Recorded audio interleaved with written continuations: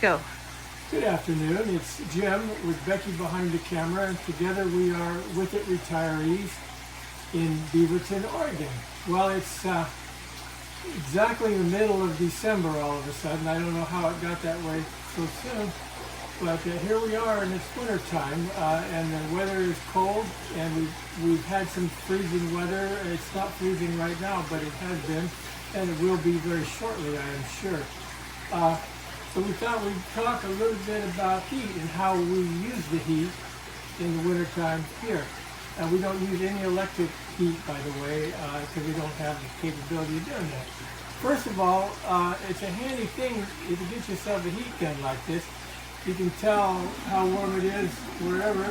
63 there, it's 52 there. It's a lot easier than a thermometer and stuff like that. These are real cheap, by the way, and you can use them on your barbecue and for a lot of other purposes. So I really feel everybody ought to have one. So anyhow, it's winter time. If you look down here, you see the fish are kind of slow. They're just at 51 and 52 degrees. They're just above where they would start into pretty much a hibernation. I fed them and they ate just a little bit today. But any more further down, and the fish on either side, I think, are already pretty much, they go into sort of a semi-hibernate. You know, they're not asleep, but they're almost asleep. They don't move much in the wintertime, and I don't feed them. So what we're trying to do here, we're not raising much in the way of vegetables just yet. We will in another month start doing some stuff, but we want to keep the water reasonably warm. And I don't want to let it freeze in here pretty much. Plus, this is a wonderful place to be on a horrible day. It's 44 degrees outside and raining, and it's not in here, so it's nice. So anyhow, the way we heat in here, let us say that it was going to freeze tonight or get close to freezing. Before I went to bed or got out of here for the last time during the day, I would light off a couple of these oil lamps. These are Furheim German lanterns, the best you can get. In Stellar, you can buy these new for various prices. Shop around for sure. And the silver ones, by the way, sometimes are cheaper. These have got, I don't know how many hours on them, and they just keep ticking. So we use these for heat. I wouldn't normally use the back one unless it was going to get really, really cold. The other thing that's going to happen is this water here is at 52. Is going to keep heating until the temperature gets to 52. If you get my drift, it's going to buffer the temperature in here. So if you didn't do anything at all, the water is warm enough to keep it warmer. So we would light these off. In the morning, I would get up. I'm a pretty early riser. And I would come out here, and the first thing I would do, I would have my coffee with me, of course, is I would take the lid off this, and these candles would not be lit. These are teak candles. And they come from IKEA. You can get them anywhere. They're varying things, but the cheapest I know of by far is still IKEA. So I burned quite a few of these. I would fire 4 of these off, and all of a sudden now you would start having some heat. Now, you can find people that will tell you there's some kind of magic about a candle lantern that you increase your BTUs or whatever. I don't believe that for a second, but here's what happens is it holds the heat down. You can just barely touch that with your hand. You couldn't hold your hand there, but it won't burn it. So it's about 140 degrees there, warm enough to keep the coffee warm. If you didn't have that, the candles would go straight up and all of the heat would be right there. So that's why I do it. Another thing is the colder it gets, if you're going to use candles and lanterns and things like that, the more you bunch them together, they keep each other warm. Well, single candle's pretty hard to go, but if you put 4 of them in there, they keep themselves warm. And when you start getting cold, the oil will start to gel up in these things, so you got to watch that. Anyhow, and another thing, of course, is this is all going on in sand. There's nothing in here that'll burn, and nothing around that'll burn. One of the great joys of being out here is there's no dogs out here or kids or anybody that's going to do anything, so I can just go ahead and have my candle lanterns and I can play with oil lanterns and candles and all that stuff. As long as I obey a few certain rules, it's okay. And this is a wonderful place to do it. And as you can see, it's a great place to come when it's nasty outside. So anyhow, the next thing I did was I lit this off, and I would typically then blow these out because the oil costs more than candles do if you want to figure it out. And then I'm going to come around here.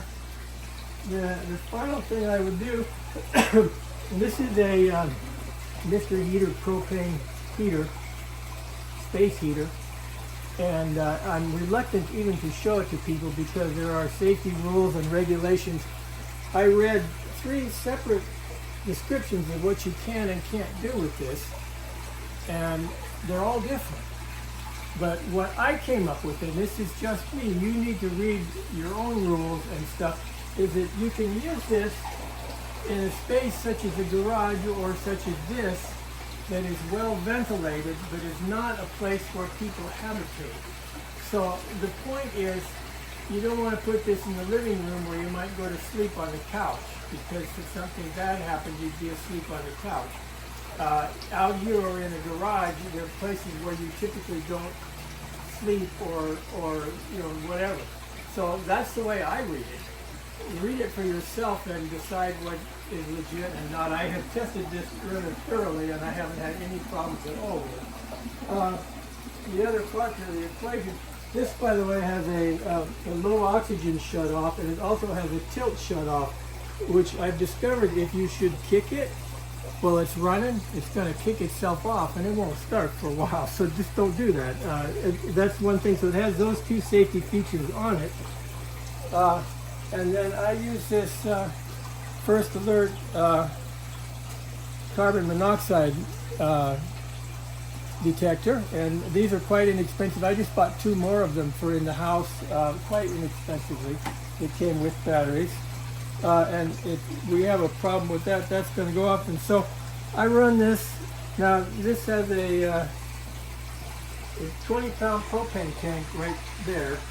It's real easy to hook up. There's no brain surgery. It has 3 different settings. I'm going to turn it. There's low. You can see it has the center is on, and then off, and of course, is off. Let's just turn it on.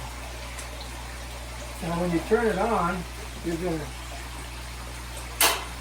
hold down, count to 5, and then turn and look down, and you'll see a pilot lit down there. If that doesn't happen, try it again. Be patient. Every time you hold it down, let it hold down. Then when you do get a pilot, hold down on this for a few seconds, and then let go. And now you'll see your pilot down there. Now, picture this when it's really cold. It works better when it's hot, of course. Now, even after you get a pilot, then stand back, count 5 again, and then you turn it on. And it'll start to get hot in a second. Most of the time, I only use the low heat on this. On low heat, it runs about, I think it's 600 BTUs. It'd be equivalent to the low heat on a heater, like an electric heater. It's pretty much like an electric heater. The upper one that has 3 on it, when it's got all 3 lit, it's too hot. I would not use it. It throws off a lot of heat. Even 2, when it gets hot, you got to stand out here. So you need to be careful. Again, this is not something where pets should be, or little kids, or somebody that's going to fall into the flame pit. You could burn yourself with this thing. I guarantee it. See, you can see it's starting to glow red, and it's going to get hot. Anyhow, it works really good. It really does run for around 60 hours on low, which is really massive. You light her off. I don't run it at night. That's just me. I want to be around when I'm running it. I don't have to be in here, but I turn it off at night. That's why I'm using the oil lamp. So anyhow, do your own research on it and see what you think if you have a space such as this. That is just about all I've got for today, and I hope you guys are all warm, and if you have a greenhouse that you are heating her up, we'll see you later.